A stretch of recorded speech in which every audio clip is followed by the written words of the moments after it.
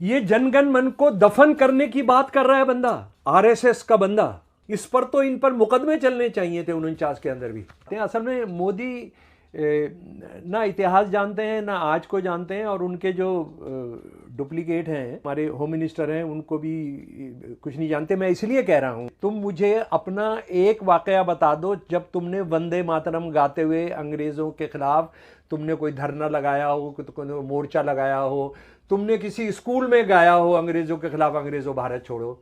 मुझे एक बार बता दो। मैं अपनी जो मैं कुछ रिसर्चर हूँ, मैं सब हूँ, मैं खामोश होकर बैठ जाऊंगा, मैं कुछ नहीं करूंगा। जो गाना अंग्रेजों के खिलाफ गाया जाता था, जिसको मुसलमान हिंदू सिख सब मिलकर गाते थे, फांसी पर चढ़ाए जाते थे, गोलियां खाते थे, उनके घर जला दिए जाते थे, तुमने अंग्रेजों की दलाली में इस गाने को कभी नहीं गाया। आज तुम वंदे मातरम के सबसे बड़े झंडा बरदार बन रहे हो।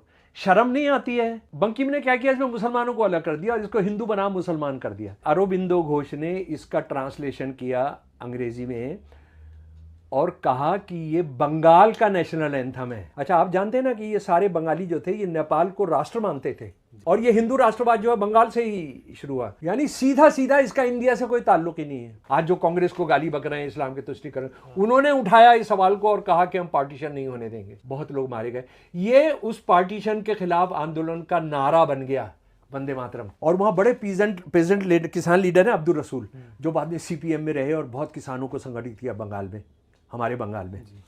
तो ये मंच पर ये गाना गा रहे थे, वंदे मातरम में नारा लगा दिया, इनकी बहुत पिटाई की गई, ये लगभग मार दिए गए।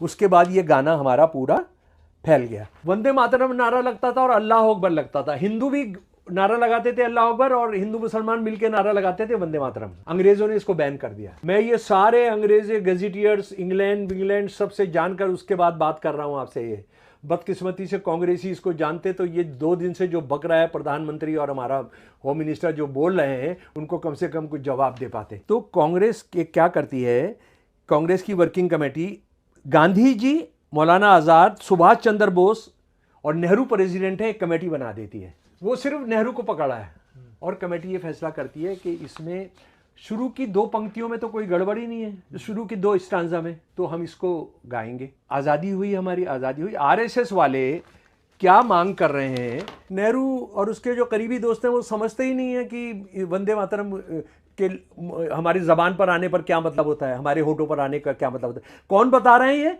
जिन्होंने कभी वंदे मातरम गाया नहीं। शहीदों के उस पर, और शहीदों की बात कर रहे हैं आरएसएस। मतलब इनकी हैसियत देखिए, इनकी हिम्मत देखिए, जिन्होंने दलाली की, जिन्होंने अंग्रेजों की दलाली